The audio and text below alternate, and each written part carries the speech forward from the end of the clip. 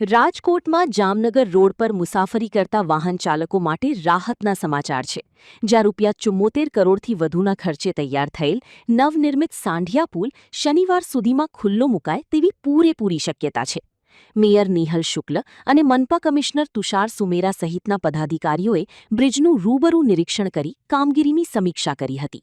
અગાઉ 29 મેના રોજ નિરીક્ષણ દરમિયાન કેટલીક ક્ષતિઓ જોવા મળતા મેયરે અધિકારીઓનો ઉધડો લીધો હતો, જે તમામ ખામીઓ હવે સુધારી લેવામાં આવી છે.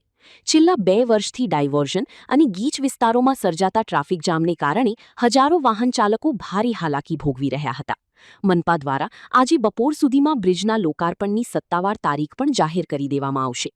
આ પુલ કાર્યરત થતાં જ રાજકોટ અને જામનગર વચ્ચેની અવરજવર સુગમ બનશે અને શહેરીજનોને ટ્રાફિકની મોટી સમસ્યામાંથી કાયમી મુક્તિ મળશે.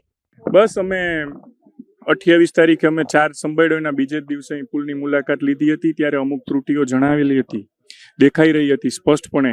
એ ત્રુટીઓ તાત્કાલિક અસરથી દૂર કરવાનું કીધું છે. આજે અમને કામગીરી સંતોષકારક રીતે પૂર્ણ થઈ હોય એવું દેખાઈ રહ્યું છે.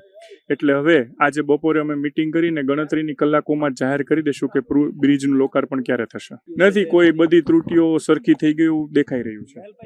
ના, એવું જરા પણ નથી. ત્રુટીઓ દૂર કરવી જરૂરી હતી, આજે થઈ ગઈ છે. એટલે અમે ગણતરીની કલાકોમાં જાહેર કરી દઈશું. ડેપ્યુટી સીએમનો પણ માગ્યો છે, બીજા નેતાઓનો પણ માગ્યો છે.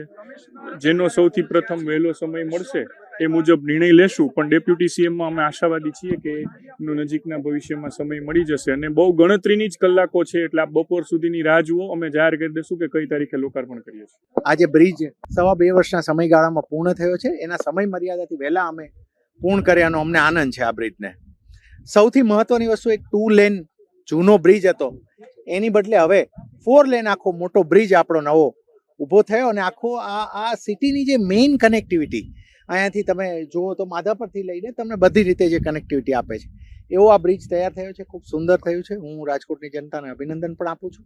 અને થોડા દિવસમાં હવે આ લોકાર્પણ માટે ટ્રાફિક આપ જ જુઓ કે જે આખું અહીંયા કન્જેસ્ટેડ થઈ ગયું હતું. અને જે આ 2 વર્ષ બનાવવામાં, હું આપને કહું કે મહાનગરપાલિકા માટે જે મોટી ચેલેન્જ હતી એ હતું આનું ડાયવર્ઝન. આપ જુઓ છો, અમે ગીચ વિસ્તારની વચ્ચેનો આપણો મેઇન બ્રિજ સિટીનો, અને અમે જે એનું ડાયવર્ઝન કાઢ્યું છે, અને જે 2 વર્ષ માટે અમારી માટે પણ ઇટ વોઝ એન ઇશ્યુ. આજે એનાથી હવે લોકો પણ મુક્ત થાય છે, અમે પણ બહુ ફ્રી થઈએ છીએ. અને આ એક ટફ ચેલેન્જની વચ્ચે બ્રિજ બન્યો છે.